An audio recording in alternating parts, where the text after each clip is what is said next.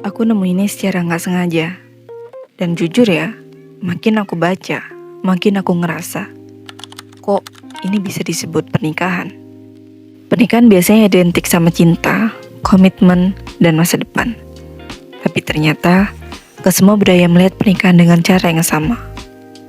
Hari ini aku mau cerita tentang beberapa tradisi pernikahan paling gelap di dunia yang dulu dianggap normal, sakral, tapi sekarang mulai dipertanyakan, bahkan dilarang.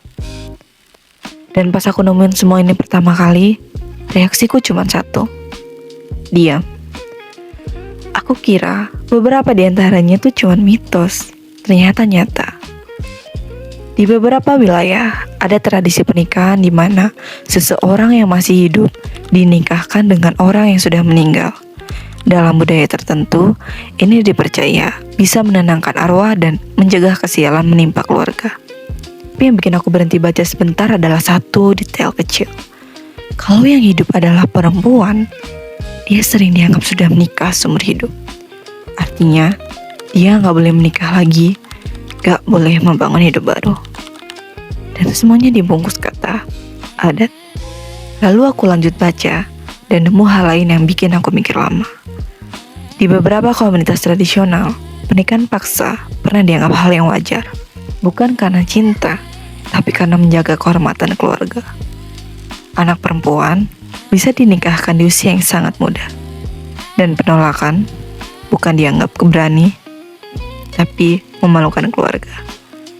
Jadi yang dikorbankan bukan cuma masa depan, tapi identitas.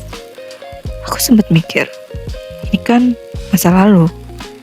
Tapi ternyata beberapa praktik ini masih sering terjadi sampai sekarang, walau pelan-pelan mulai ditentang.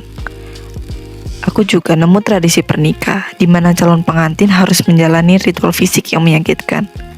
Katanya supaya kuat menjalani rumah tangga.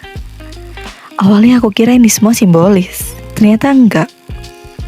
Dan di titik itu, aku kepikiran satu pertanyaan sederhana.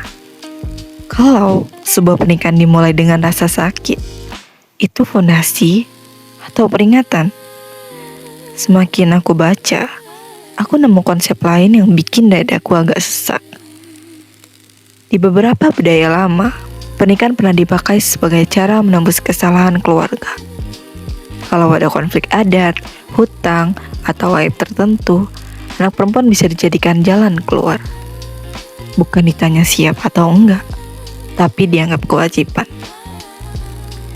Dan yang bikin aku makin diam, semua ini dulu dianggap solusi, bukan kekerasan.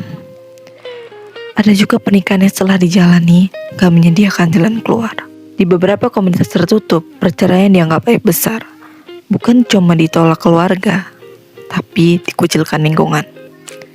Jadi yang bertahan akan dianggap setia, walau yang dijalani sebenarnya adalah bertahan hidup. Yang bikin aku kepikiran bukan cuma tradisinya, tapi betapa lama dunia menganggap semua ini normal. Karena dibungkus kata-kata besar, adat, budaya, kehormatan. Aku gak bikin video ini untuk menghakimi budaya manapun. Aku percaya budaya itu penting. Identitas dan sejarah manusia ada di situ. Tapi setelah nemuin semua fakta ini, aku sadar satu hal. Budaya seharusnya melindungi manusia, bukan mengorbankannya. Dan mungkin tradisi yang paling berbahaya adalah yang gak pernah dipertanyakan. Kalau menurut kamu, di mana batas antara menghormati budaya dan melindungi manusia? Tulis pendapat kamu di kolom komentar. Kalau kamu tertarik bahasan sisi gelap dunia yang jarang dibahas tapi nyata, kita lanjut di video berikutnya. See you next time.